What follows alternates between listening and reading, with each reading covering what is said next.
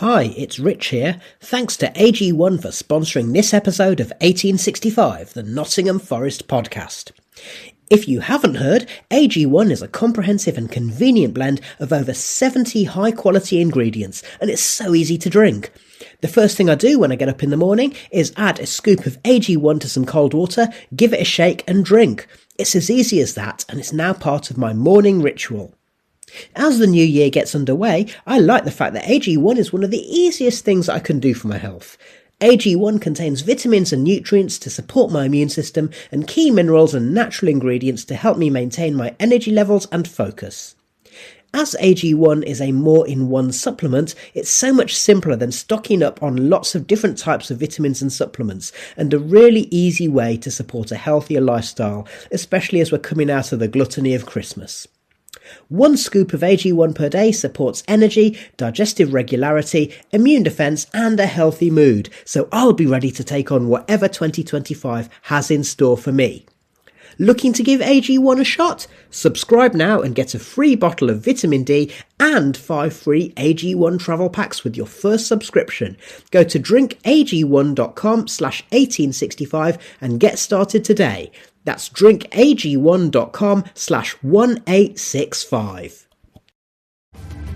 This episode is brought to you by Love Hurts. Kiwi Kwan has had quite a career, from childhood roles in Indiana Jones and the Temple of Doom and The Goonies to a recent Academy Award win for Everything Everywhere All at Once. But now Ki finally stars as a leading man in the film Love Hurts. Love Hurts is the perfect date night movie with its mix of over-the-top action, comedy, and a ton of heart. Love Hurts. Only at theaters February 7th. This episode is brought to you by Allstate. Some people just know they could save hundreds on car insurance by checking Allstate first. Like you know to check the date of the big game first before you accidentally buy tickets on your 20th wedding anniversary and have to spend the next 20 years of your marriage making up for it. Yeah, checking first is smart. So check Allstate first for a quote that could save you hundreds. You're in good hands with Allstate. Savings vary. Terms apply. Allstate Fire and Casualty Insurance Company and Affiliates. Northbrook, Illinois.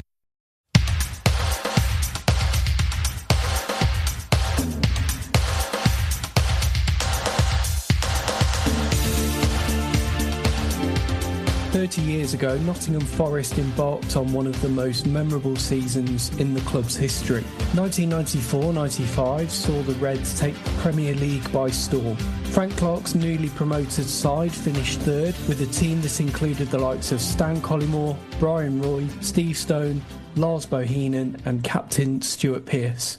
This was a Forest team steeped in the club's great traditions, an exciting counter-attacking side built on a solid base. Their brand of football swept teams aside as the Reds captured the imagination of fans not just in Nottingham but also across the country. In this 1865 podcast special, we look back on the 1994-95 season and what made it so memorable. We'll hear from the fans who followed the Reds home and away, reporters who covered Forest at the time, as well as some of the players from that brilliant side. 94-95 was an eventful time for English football, both on and off the field. It was a year that saw controversies, scandals, blockbuster transfers, and a title race that went down to the final day. I'm Stephen Toplis. And I'm Tom Newton.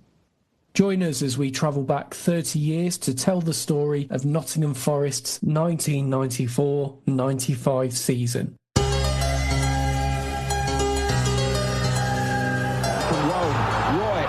For James, Collymore in at the kill.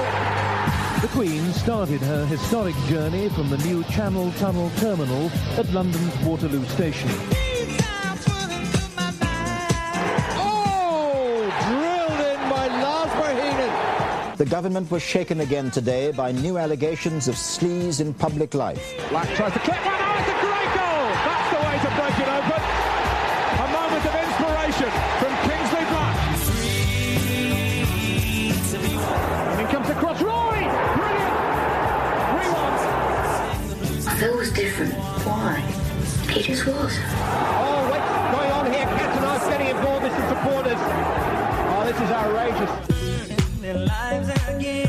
A At supermarkets and corner shops across the country, the story was the same. Long queues to buy tickets, a nation in the grip of lottery fever. It's come as far as Pierce. It's gone in with a deflection, and Nottingham Forest lead by 2-0. The Southampton goalkeeper Bruce Grobbelaar denied allegations today that he helped to fix the results of football matches. Hello, I'm Geraldine. Believe you're expecting me. Roll through for Ian Warren, 3-0. The Prime Minister's firmly ruled out the idea of a two-tier European Union. Bohinen. Oh, that's a lovely way to round things off, isn't it?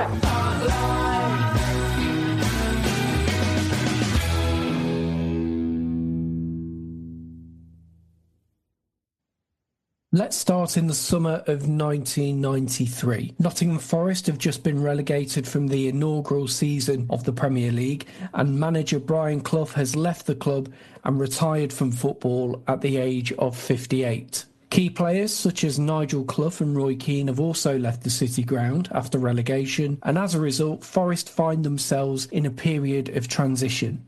Frank Clark was appointed as Brian's replacement in May 1993. Clark had been part of Clough's League and Cup winning Forest side of the late 1970s, and he arrived following a number of years managing Leyton Orient. But Tom, there'd been a few other names linked with the job at the time, one of which is a bit surprising looking back on it. Yeah, so a lot of Forest fans wanted Martin O'Neill because he did a terrific job at Wickham with John Robertson, but doing the research for this, a name which both surprised us was Alan Buckley of Grimsby Town, who I think they've had in the early 90s had a decent run of form, etc., and a few good seasons, but I think it was just a case of nobody really wanted to follow in the footsteps of Brian Clough of the 18 brilliant years he had at the club and everything. So I just think, yeah, it's one of those. And we was like looking at the potential managers, wasn't we?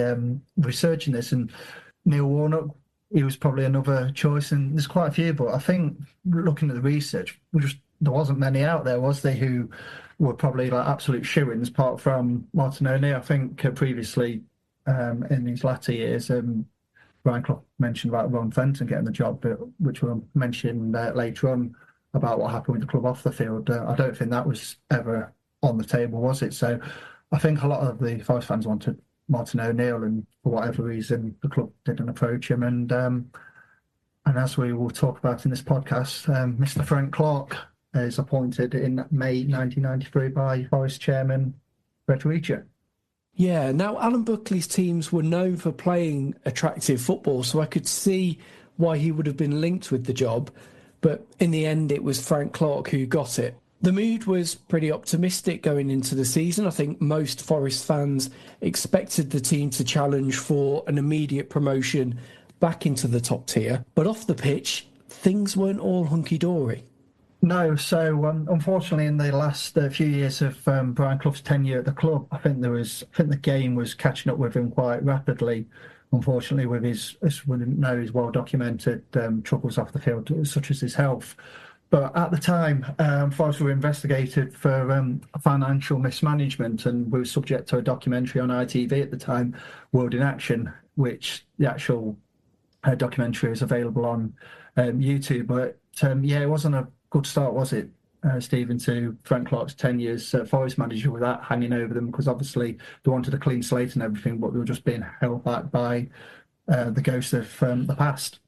Despite losing the likes of Roy Keane and Nigel Clough, Forest do manage to hold on to their captain, Stuart Pearce, and the majority of the side that had been playing top division football the season before. During the summer, Frank Clark signed Colin Cooper, Jason Lee, Des Little and Stan Collymore. Later in the season, we had David Phillips, Lars Bohinen and Alfinga Haaland also joining Forest. So the club had bolstered the squad in key positions. Defence and attack had been identified in Clough's final season as weaker areas of the team. But in the early stages of the 93-94 season, Forest struggled, didn't they, Tom? And they got off to a slow start.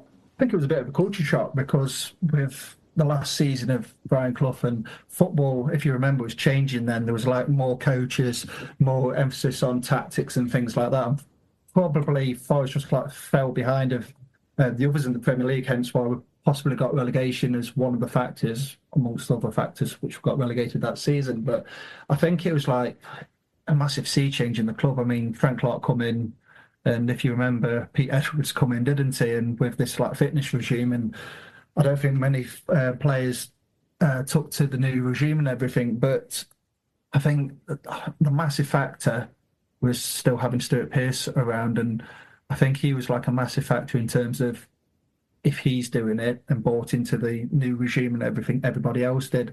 So bit by bit that season we started like improving in terms of results, and it was after that game against Birmingham where we never looked back, did we? And I think that was Lars Bohinen's debut. Yeah, that 3-0 win, wasn't it? Yeah, that 93-94 season. So, well, I think it's just teething problems, isn't it? I think you get it at most clubs in recent times. Look at Man United, the problems what they've had. But yeah, Frank Clark, at least he got like, he didn't linger on too much into that season because you probably potentially could have lost the whole season. So at least it was like nipped in the bud come, September, October, and we was like unstoppable from that point, wasn't we? Yeah, and it's worth remembering as well that Forest at this stage hadn't been in the second division or championship in today's money for the best part of 2 decades. So like you say, probably was a massive culture shock. But that game against Birmingham proved to be the catalyst. Forest never really looked back from that point, and they went on to secure automatic promotion back to the Premiership at the first time of asking, finishing in second place behind champions Crystal Palace. They had that brilliant day at Peterborough when promotion was secured, with thousands of Forest fans taking over London Road, and memorable goals from Stuart Pearce and Stan Collymore on the day, helping Forest back into the Premier League. Yeah, I think when you look at it and you listen to like Frank Clark and the club, I think they had to get promoted that season, like for financial reasons, and then obviously you had like Euro '96 coming up, and Stuart Pearce would have been wanted to be part of that because he was England captain at the time, and it was a massive decision for him because he probably had no end of office at the end of that '93 season. I think he had a contract dispute, didn't he, with Brian Clough. For him to stay and get the team promoted, I think it was massive for him, kind of thing. So yeah, it was just nice that we went up first time of asking. Collymore was unbelievable that season, and obviously going into the 94-95 season, he was unbelievable again. But you had to keep that call aside and add to it because Stan Collymore, he was near enough signing still, wasn't he? March '93, and for whatever reason, Cloughy backed out of it, thinking we're going to be okay after that win at Southampton, and ultimately we got relegated. So I think Frank Clark moving quickly to secure Stan Collymore's services was massive for us to have like an out-and-out goal scorer for that 93-94 season, because Nigel Clough, he went on to Liverpool, and I think he had to leave because of what happened to his dad, and have a fresh start for his career, kind of thing. So yeah, to get Stan Collymore through the door, I think it was massive for the club to get us to the Premier League at first time of asking. Joining us for this part of our 94-95 season review is former Plymouth, Man City, Coventry, Norwich, and most importantly, Forest midfielder and Welsh international David Phillips. Welcome to the 1865 podcast. Great to have you with us. Oh, you're very welcome. I do have a special guest with me today, Sydney, my little cavapoo. So if she barks, then please bear with us. But yeah, so there we go. Look, there we go. But yeah, glad to be on the show, guys. Thank you very much. We'll start. So after a 4-year spell at Norwich under Dave Stringer and Mike Walker in the summer of '93, you decide to leave Norwich and join us at Nottingham Forest. And Norwich finished third in the Premier League for the first Premier League season. How did the move to Forest come about? Well, it all stemmed really from the fact that the contract that Mike Walker and Norwich City offered me was not a great contract to start off with. Contract negotiations continued. I then went in to have a meeting with Mike Walker, and he pulled out his briefcase, and there was a rumpled piece of paper. He just unravelled it, and I just thought, that was just a lack of professionalism. And to be honest with you, it wasn't what I wanted. And they were going off to North America on a pre-season tour. And I said, well, look, I'm not signing the contract. They said, well, you're not coming on the tour. And I said, that's fine. I'll stay back with the kids, etc., and see if we can get something sorted. the PFA got in touch with me to say that Nottingham Forest were interested, and would you be interested? I said, well, yes, potentially. I spoke to Frank Clark, and the rest is history, really. It was not a hard choice for me, even though we had just finished third in the Premier League. We're going to go into Europe to go to a club who was in the first division at that time. Yeah, because some people might say Forest are like a bigger club than Norwich, no disrespect to Norwich, but then you're dropping down a league. Then obviously you've got the '94 World Cup, which I think at the time Wales was still had a good chance of getting to. Yeah. So how did you see it as a step down, like performance-wise, and how you Forest were playing at the time, or did you think it was like just a change of scenery? Well, I've been at Norwich for quite some time, and I just thought with what was being offered at Nottingham Forest, even though they were in the first division, Frank Clark, who I've grown to admire big time, came across as somebody that I wanted to go and play for. You look at Roy Keane; he just moved to Manchester United. Brian Clough had left. Frank Clark had come in, and Frank said, "Look, I want you to come in." Come and replace Roy Keane. It is going to be one of those that you might have to just buy your time for the first couple of games, etc. See how we play, see what happens. And it was a no-brainer for me with what was offered contract-wise as well. It wasn't a hard decision to move to Nottingham Forest. Yeah, you mentioned the departure of Brian Clough just a few months before you join, and as well as Roy Keane, Nigel Clough also leaves in that summer, and then this is the period that you come in. It felt like a real period of transition for Forest. What was the mood like in the dressing room at that time as you came in? Did you still feel that shadow of the Brian Clough era, or had things moved on by that point? Well, I never really thought of that as being like, part of the Brian Clough era. Frank has come into the helm as the manager. He wanted to stamp his authority. There were still some big characters inside of that dressing room. People always turn around and say, well, still in the first division. Are those characters going to be the same? Are they going to be disgruntled, etc.? But I came along with Stan Collymore, and things started to develop quite quickly. You slot into the midfield, and you're pretty consistent yourself. You played a lot of games, and obviously you had Steve Stone in there, Ian Wome and Lars Bohinen. Was you always confident that promotion would happen with the talent available, even though we had a tough start to that season? Yeah, you'd like to think so, but it doesn't always work out to be that case, does it? Sometimes you have the players, and unfortunately it doesn't always materialise. But when you had a back unit as well, when you had Stuart Pearce in there, Coops and Chetts, Brian Laws was moving on, Des Little was there, Mark Crossley in goal. And it was an excellent squad. Obviously, Kingsley Black was there as well. And it was a well-balanced squad. And when things started to materialise, it was just like a little bit of a juggernaut. But just glad in the end to get promoted. Yeah, I was just going to say that when you look at that side and when you look at the names, it basically picks itself. And obviously you're in the midfield, and it was very balanced because you had like Steve Stone, who played for England, Ian Wone, who was a very good left midfielder. So everybody just like complemented each other, and it was a really good blend of like, obviously you still have the youthness and like Collymore, then obviously experienced players like yourself. So it's a really good like mix of experience and talent at the same time. Yeah, it was, and when you look at how it panned out during the course of the season, Stan scored 20 plus goals that year. Stuart Pearce, obviously nestling in, Lars Bohinen as well. I'm just glad it all materialised in the end. It was one of those that we had a few rocky moments. Millwall was one for me, and I still tell the story that we went 2-0 up. Stan had scored the goals, and he was just winding up the den. He was winding up their fans, and I still remember chasing the ball into the far right-hand corner. And as I'm chasing the ball into the far right-hand corner, the linesman's going the opposite way, and I'm thinking, what on earth's going on here? And as I turn around, the referee's virtually in the tunnel, and he's blowing his whistle for full time. I tell you what, Usain Bolt couldn't have beaten me that day. but that's the way things materialised back then. But as I said, we had some great players. We had great players in great positions, and it was a well-balanced side.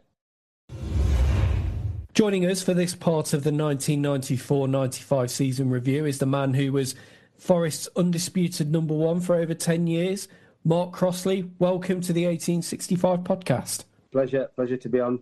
So let's go back to the summer of 1993. So Brian Clough has stepped down as manager after Forest's relegation from the Premier League. He's replaced by Frank Clark. What was he like to work for, and how different was Frank to Brian in terms of pre-season preparation and getting the team ready? Yeah, well, Frank, certainly first thing he did, he introduced a fitness coach, thought the team could be a lot fitter, and to get out the championship at the first attempt, he knew that we had to be a really, really fit team. We employed a guy called Pete Edwards, I think, that year, who came in, and we went through a tough pre-season. I think we went to Italy, actually, pre-season, if I remember rightly. Did very well pre-season, and I don't think we particularly started that great that season, but then when we hit the form, I just remember, and Frank was really placid. He was a quiet man. No shouting and bawling. It was all tactical and tactical on the training ground, whereas with Brian Clough, it was more about man management style, and Frank introduced more coaching into the preparation, and it just made unbelievable signings as well. You know, the signings that are made were just, I don't recall too many bad ones that Frank made, and we absolutely ended up breezing back into the Premier League at the first attempt. Yeah, because the squad before the season probably looked a bit lighter because Nigel Clough had left, Roy Keane had left as well. Yeah. Was it clear right away that those replacements like Stan Collymore, Lars Bohinen were the real deal? Was that obvious straight away? It was, yeah. I mean, it just took a little bit of time for them to gel in and get in, because if I am right, we didn't start that season greatly. But then once everybody had done all their work in the preparation on the training ground, and we got our first win under the belt, then it was just plain sailing from there, really. We didn't have too many bad results that season. As you mentioned about that patchy start at the start of the 93-94 season, we soon kicked into gear and started moving rapidly up the table. Promotion was achieved following a 3-2 away win at Peterborough. What was it like going up at first time Vasking? Because obviously the squad still had like Stuart Pearce there, yourself, Steve Chettle. I bet there was a bit of a pressure that season to go straight back up. Yeah, there was pressure. We were favourites. We were favourites to go, back up to the Premier League, and rightly so, because we were one of those teams that everybody thought that were too good to go down, and that wasn't the case. We got relegated. But I remember that day at Peterborough, that was probably one of the best days I've ever been involved in football, because the fans, I can remember them being up the floodlights on the stands, on the all over the place. And did we go 2-0 down or 2-1 down? And then I think I got an assist for Stan. Long kick downfield, and he stuck. I think Piercy and Stan get 2. Was it that day? Yeah, something like that. Yeah. I mean, I still got a picture now upstairs at the side of my bed of that squad that actually won that day, and the photographs in the dressing room after. So I mean, yeah. We had a feeling at Christmas time that we were going back up anyway. We were very, very confident that we were on the move, and nothing was going to stop us. Especially with Mr. Collymore banging the goals, and it was something else. He was on fire that season, wasn't he? Yeah. Yeah. As we prepared to return to the Premier League in the summer of '94, Bryan Roy, the Dutch international, was our only notable signing from Foggia. But what were the main expectations for the team coming back up? Did you have any expectations, or did you just want to see how things go? Survival, yeah. I think, and even back then, coming back from the Championship into the Premier League, just like Forest have done now, really. They're now established now as a Premier League club again, which is great to see. So our aim was to get back into the Premier League and be a sustainable Premier League team. We didn't expect that what happened that season, but we got off to a flyer, and things were looking good, and we were right in it to the end. But I know when we signed Bryan Roy, it was like, wow, we are back in the big time. We've just signed somebody that's played in the World Cup, and hey, and what a player he was as well. And I think the good thing was that Bryan hit it off right away with Stan, which was, they not only became good friends, but they come in a formidable partnership on the pitch as well. So on to the summer of 1994, Forest preparing for their return to the top flight. The club was quiet in the transfer market, not many incomings, although Frank Clark did want to sign a winger, and he identified Dutch international Bryan Roy as the player that he wanted.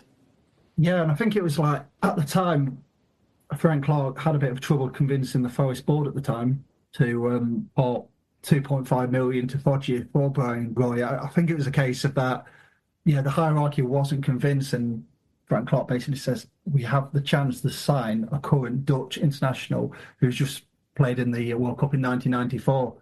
And researching it, we did actually find, didn't we, that a news bulletin of Bryan Roy being at the City Ground, being unveiled with the scarf and the hat and everything without actually signing. I mean, if you did that in this day and age, you'd be absolutely not from pillar to post, would you, on social media. Thankfully, social media weren't around then, but Bryan Roy did come after Frank Clark had convinced the board to pay the 2.5 million to Italian club Foggia.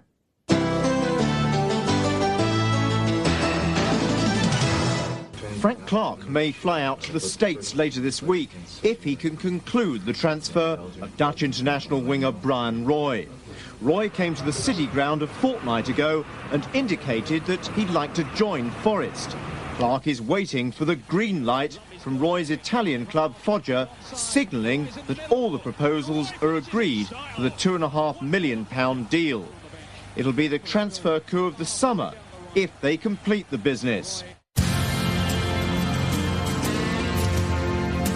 And so it was on to Saturday, the 20th of August 1994. We're to number one in the charts with Love Is All Around, and Forest are kicking off the new Premiership season away at Ipswich Town. Stan Collymore was unable to play in this game, but Bryan Roy was in the team and making his debut, having completed his move to the Reds after the World Cup. It proved to be a successful trip to Portman Road for Forest and their new signing.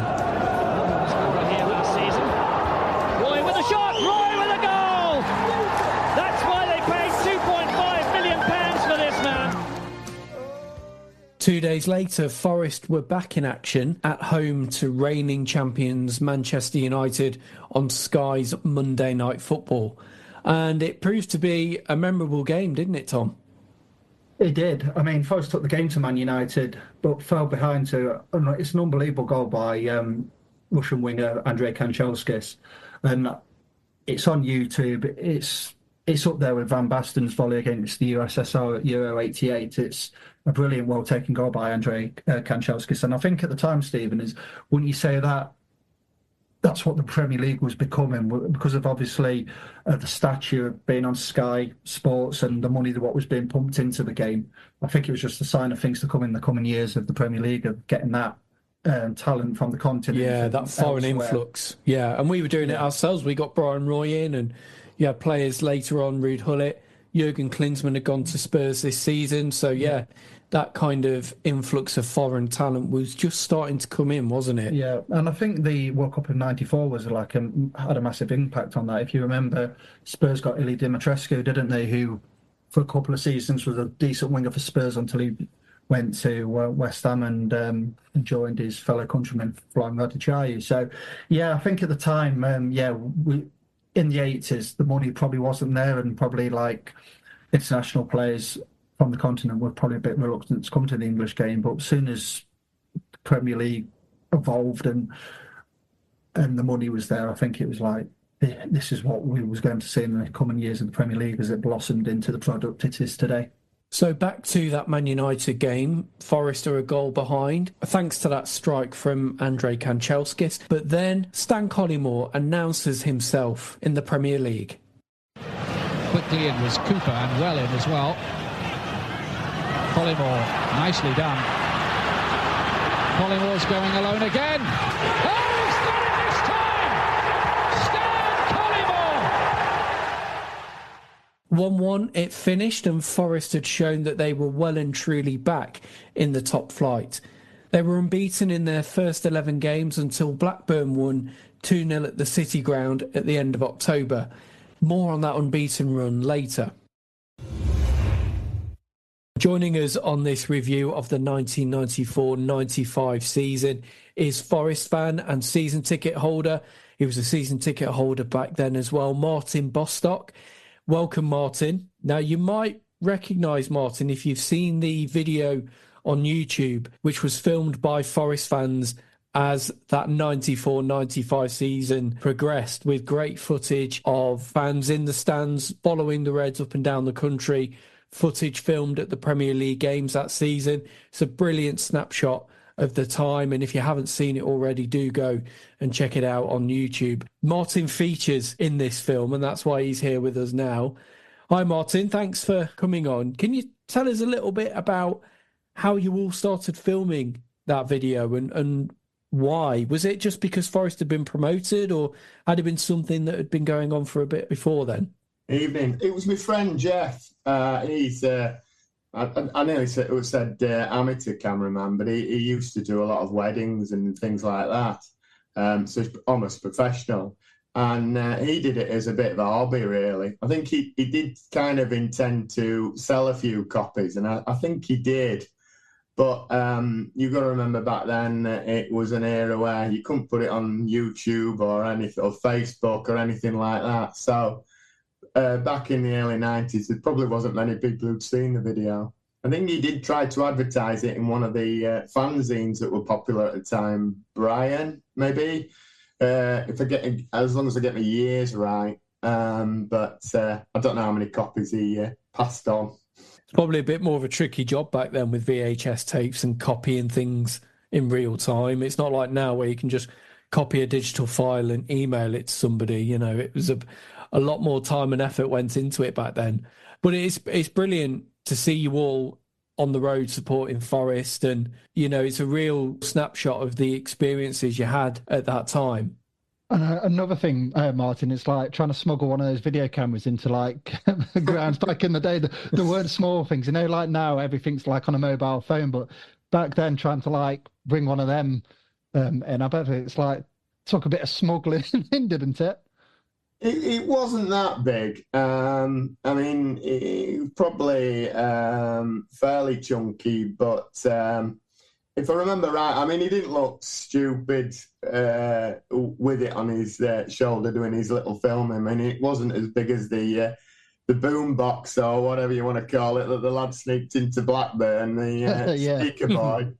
But towards the end of his filming, he was getting a few little taps on the shoulders and told, look, you know, you're breaking copyright. You can't do this. Yeah, did you have any problems at particular grounds, or was it back then you could sort of get away with this kind of thing because the Premier League hadn't really cottoned on to copyright and brand protection and all that? It was just coming in, all the copyright and everything, and fairly early on in the season. He did more of the video the previous season, the promotion season. But we went to Southampton, which was only in September, and he got a tap on the shoulder then by one of the stewards, and they basically told him to stop. I think he carried on filming at Forest, and then even Forest stopped him, but he was sitting on the front row though, so he was quite noticeable, as he still does today. Regarding that season, we've got promotion the season before. What was your expectations of going into that season? Because obviously we've been relegated the season before, and I know we had like the likes of Collymore, etc. Did you have any expectations, or is it just a matter of enjoying it now we're back in the Premier League? I remember rightly, the thing was, I mean, I was 22 then, and I'd been brought up with Forest in Europe in the early 80s. You can just about remember those days. But we were always in the top 3 and top 4 of the First Division, which is what it was called then. So getting relegated was a shock. I mean, we only got relegated, really, in my opinion, due to mismanagement, not buying a striker. Unfortunately, Robert Rosario was not the answer. So we went down and then immediately came back up. And I think there was a kind of arrogance, maybe, but we just expected to be in the top league. I mean, we've got quite a good core squad. And then Bryan Roy was signed, and we didn't really know him that well, although I knew he'd done really well in America in the summer. But I can't remember any big expectations that year. But we certainly did very well. The majority of players from the latter years of Brian Clough's time were in that squad, minus Nigel Clough and Roy Keane and a few others. Frank Clark had also brought a few new faces in. We've mentioned already Stan Collymore and then people like Alf-Inge Haaland, Lars Bohinen. Were there any fears about the quality of the squad coming back up into the Premier League, or were you fairly confident that Forest could hold their own back in the top flight? Any side with Collymore in, he's going to do all right. Collymore was just fantastic. He's the best striker. Probably one of the best strikers I've ever seen. He could get a goal from anywhere and get a goal at any unexpected time. And the other player you mentioned, but was probably a little bit underrated, was Lars Bohinen, and he was a great player to watch. And of course, Ian Wown, a legend. So the core team was pretty good, really. We got Phillips. We had can't remember his first name. Phillips. Oh, David Phillips. David Phillips. He was quality. He was obviously getting to the end of his career by then. Stevie Stone. He was a very good player when he was fit. Cooper was solid at the back, and of course we still had Pearce in those days.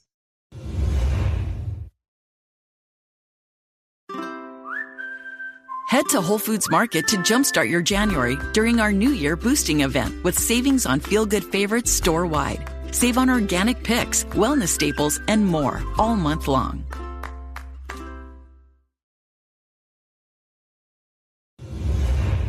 Forest recorded some outstanding wins in the early unbeaten run. A 2-1 win away at Everton was followed up by a 4-1 thumping of Sheffield Wednesday at home, and most notably, there's a brilliant goal in that, isn't there, Stephen, by Lars Bohinen. It's a brilliant volley at the Bridgeford end. And I think Lars Bohinen was just blossoming into a really nice, cultured footballer at that point for Forest. Yeah, and I love Barry Davis's commentary on that as well. You hear it at the top of the show. It's so good and perfect for that goal. Forest then dish out another 4-1 hammering a week later, this time at White Hart Lane against Tottenham Hotspur. Steve Stone, Bryan Roy with a brace, and a special from Lars Bohinen earned Forest the win.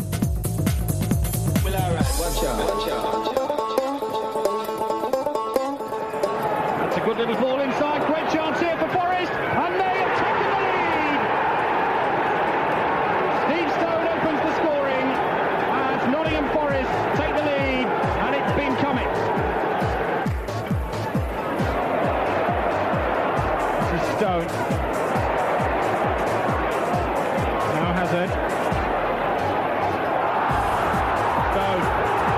Stone.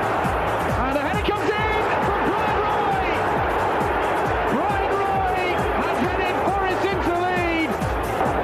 And it comes across Roy. Brilliant. 3-1. So Bryan Roy whipped in the finish, and Forest go 3-1 up. Roy. That's a great ball. And Bohinen. It's a lovely chip! Oh, it's a brilliant goal from Lars Bohinen! That's 4-1, and even the Spurs fans applaud that. It was brilliant. We played Tottenham away, and that's when you really thought they were going to do quite well that season, because I think Tottenham were doing fairly well as well, and they just signed Klinsmann. So to go to Tottenham and win 4-1 was just absolutely fantastic. The quality of the goals that day as well, some of them were unbelievable. Bohinen's chip and Forest's counter-attacking play. You know you're doing something right when that goal goes in from Lars Bohinen and the whole of White Hart Lane are actually standing applauding that. You know you got a special player on your hands, and not many sides or teams and fans do that, do they, where they actually applaud someone. I think the only time I've seen it around that period is when Matt Letizia scored a really good goal at Anfield and the Kop applauded him. So, yeah, Lars Bohinen, like, special player, and that was a special goal.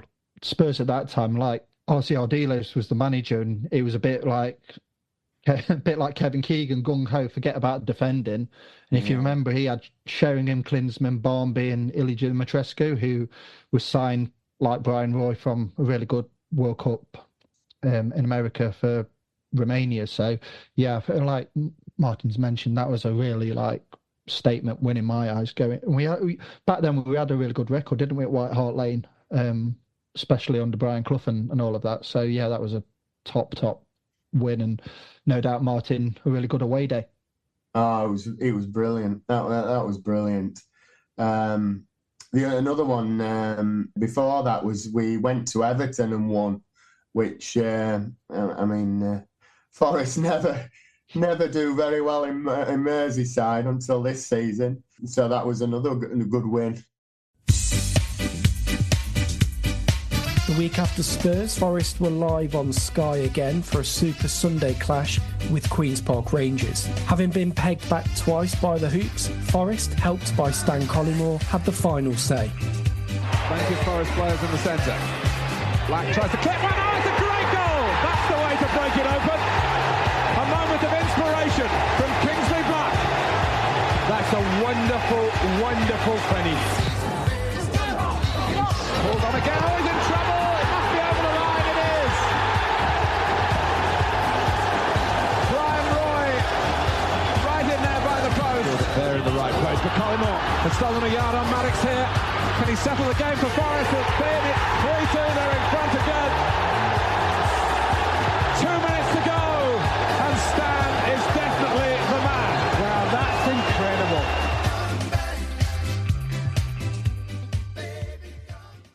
You look at the start that we had in 94-95, we had an excellent start. We were unbeaten in 11 games, and then we had a little bit of a roller coaster ride. And then you have a look at the last final, was it 13 games or so? Yeah. We didn't lose a game. You know, we drew a couple of games, etc. But we started the season really, really well. I say a couple of little rocky patches, and then finished off like a juggernaut. You know, nothing was stopping us. A 2-0 win against Aston Villa at Villa Park in mid-October extended Forest's unbeaten start and meant they were second in the table. However, after losing to Blackburn the following week, Forest went a further 5 games without a win as they slipped to 5th. And this time they were also knocked out of the Coca-Cola Cup, losing 2-0 at home in round 4 to First Division Millwall.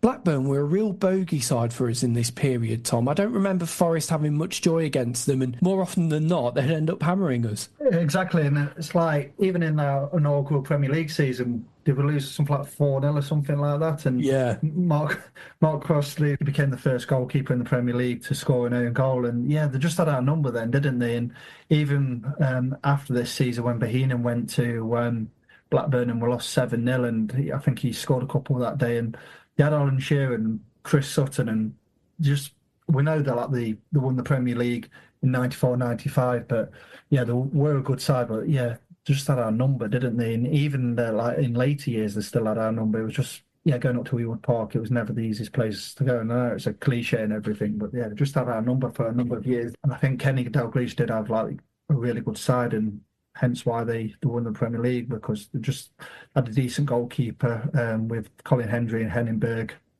And then you had the likes of Tim Sherwood in midfield and Stuart Ripley and Jason Wilcox. They just had a really good, well-oiled, efficient side, didn't they?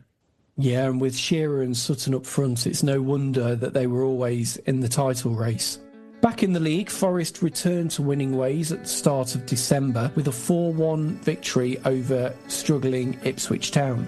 Then came a trip to Old Trafford for the return game against Manchester United.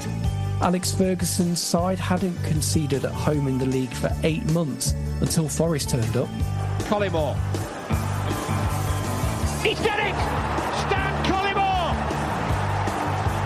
And Nottingham Forest must feel as though they've broken into the Bank of England. Collymore has stolen a goal from the vaults of the Old Trafford defences.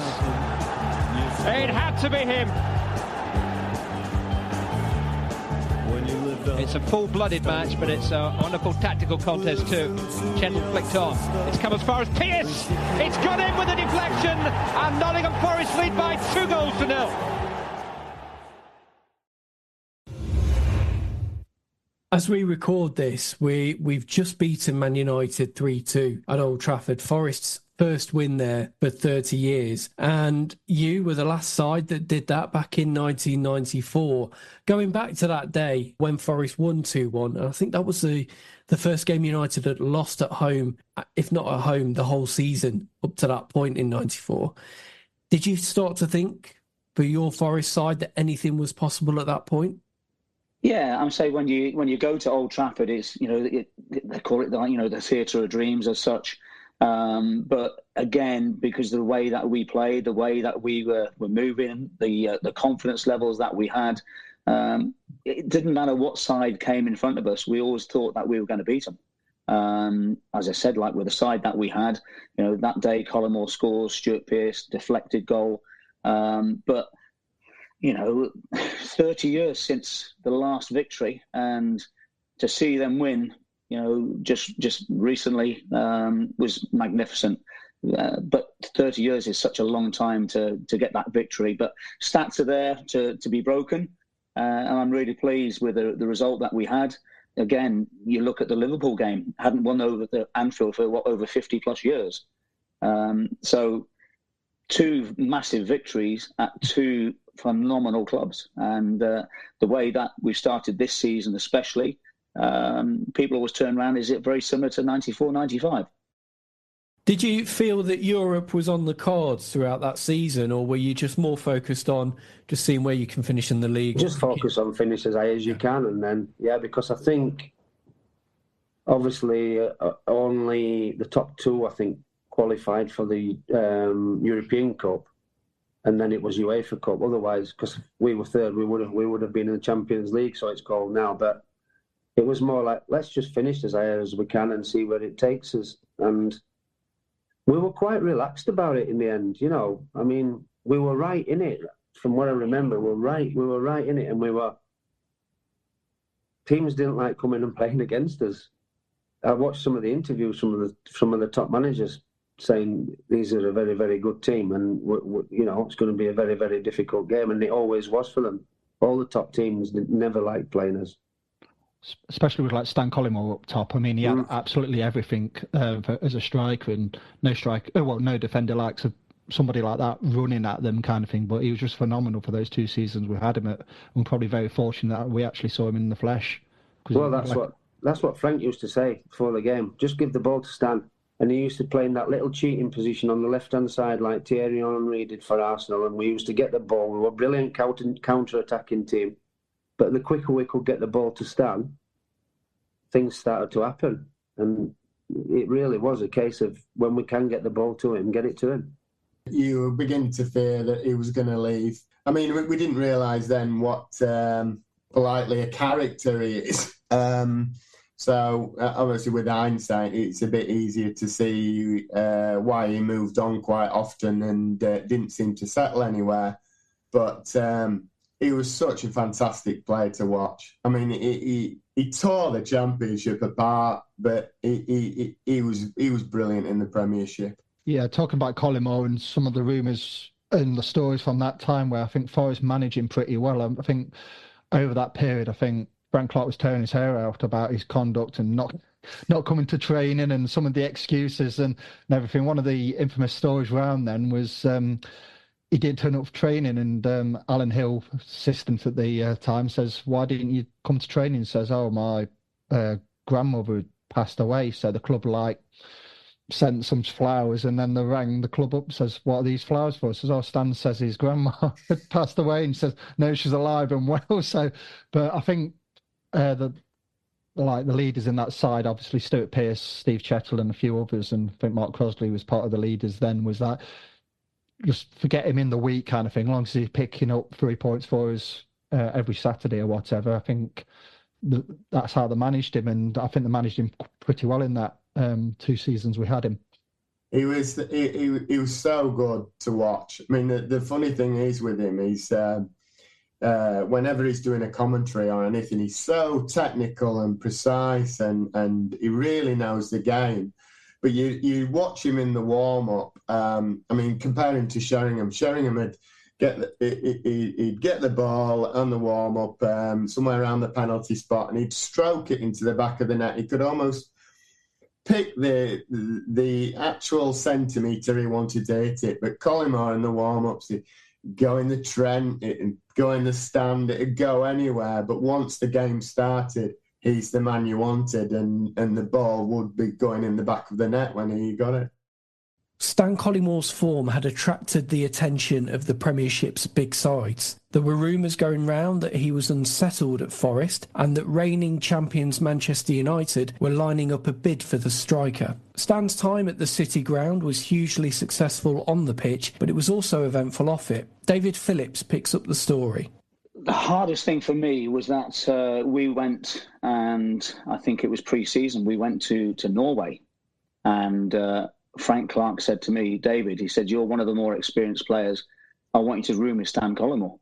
And let me just say that was a very interesting staycation with Stan. If you could say that rules were broken, he broke them. If there were things that he didn't want to do, he didn't want to go and do it. And it became such an awkward position for myself. And I had to go and see Frank and just say, look, I can't deal with this because, first and foremost, out the hotel, he's going out the exit, disappearing. He's supposed to be going off horse trotting. We had a night out, decided that he was in the room, didn't want to go. We had Liam O'Kane who came up to the room and trying to bang the door down as if to say, Stan, are you in there? But he never answered the door. So there were issues with Stan early doors, and he just said to me, look, at the end of the day, I want to leave. I want to get away from here. And as much as what I could try and have a chat with him, he was a very, very unhappy person. And I think with that, if you read and listen to like John Gregory, at the time that he probably wasn't understood as people having problems in this day and age. So people probably think, because he's a footballer and he's on X amount of money, but at the end of the day, he's still a human being and he will have his demons and things like that. And I think those 2 seasons, I think Forest and the likes of yourself did manage him quite well. And you gave him that boundary kind of thing, and it's just let him get on with it. And obviously, come Saturday, he performs. But I think it was incredibly hard back then. You just got to give him that bit of freedom, kind of thing. Yeah, you have to. The thing is, you have some players who are like enigmas, and there were times where Stan crossed the line, but is having to deal with him. And when you had a manager like Frank Clark dealt with him really appropriately well. I still remember going up to training because I was living in Leamington Spa and then travelling up. It was only an hour. And I remember going past Leicester Forest Services and Stan's car was actually going the opposite way. And I'm thinking, well, hold on a second, where's he going? So I get to the training ground and they say, oh, no, he's gone back to Cannock for whatever reason. I said, well, Cannock's not that way. Cannock's over that way, So it was, times possibly there were issues with Stan, which, sometimes Frank may have not divulged, so he kept it, within the coaching fraternity. And sometimes, as a manager, you have to understand, you have to do these things and, give an inch sometimes, because as I said, he is an enigma. And sometimes, these people are difficult to manage, but I thought that Frank dealt with him really well. Yeah, when you look at those players who are enigmas, what we've seen in the past, like Cantona, he was a bit different, but he was one of those X Factor players. And you had if you remember Balotelli at Man City, it's I'm not saying he was as good as, but he's a bit different, and he will. Yeah, but I think Stan wouldn't have. I don't think Stan would have set any fireworks off in his house. That's the only. Forest ended 1994 with a 3-1 defeat to West Ham United at Upton Park. It was a disappointing end to the year, but on the whole, Tom, the calendar year of 1994 was incredibly successful when you think Forest got promoted from Division 1 and then immediately mount a challenge for the Premier League title. Yeah, definitely. I mean, if you look at the teams what got promoted with us, Crystal Palace, etc., they were ultimately struggling, and then weren't they? And then how we got to grips with the Premier League, we really hit the ground running. I mean, we had that iffy patch around about the October going into November, but I think at this point it's an unbelievable achievement by Frank Clark to actually get a newly promoted club in the talk of a title challenge. And yeah, I don't think Frank Clark got the credit he deserves, because it was a hard task stepping in the shoes of Brian Clough and everything what he achieved, and to get us up first time of our skin, then obviously getting us to the Premier League, and you think that's a success. But to get us into the top 5 of the Premier League by the Christmas of 1994, I think, Frank Clark and that team, they don't get the credit that they deserve. Yeah, and as we go into 1995, the Reds are 5th in the table. Stan Collymore and Bryan Roy are forging a brilliant partnership up front. You've got Steve Stone, Lars Bohinen, Ian Wone behind them, providing ammunition. David Phillips is the holding midfielder and playing a really important part in that team. And then you've got Mark Crossley, Des Little, Colin Cooper, Steve Chattel and Stuart Pearce making up a strong defence. All the ingredients were there, and this was a really good Forest team that was breaking records and earning plaudits along the way. So that brings part 1 of this look back at Nottingham Forest's 94-95 season to a close. Join us soon for part 2, when we'll take a look at the second half of the 1994-95 season, as Forest look to build on their impressive start to life back in the Premiership. We'll hear more from Mark Crossley, David Phillips and Martin Bostock, as well as a few more special guests who give their insights into following Frank Clark's team through the season. Tom and I will see you then.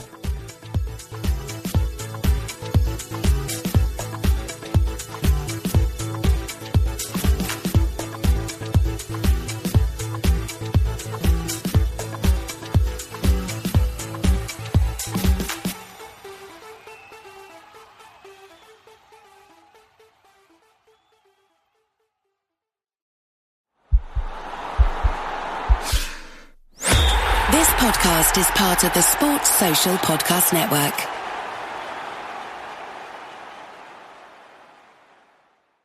If you're a facilities manager at a university, you know students rely on the cafeteria for breakfast, lunch, dinner, and the occasional late-night snack. So when a dishwasher breaks down and dirty plates pile up, the mess hall can turn messy in the blink of an eye. Enter Grainger. With over 1 million industrial-grade products and fast delivery, the product you need now is never far away. So you can turn that dishwasher back into a lean, clean washing machine. Call, click Grainger.com, or just stop by. Grainger, for the ones who get it done.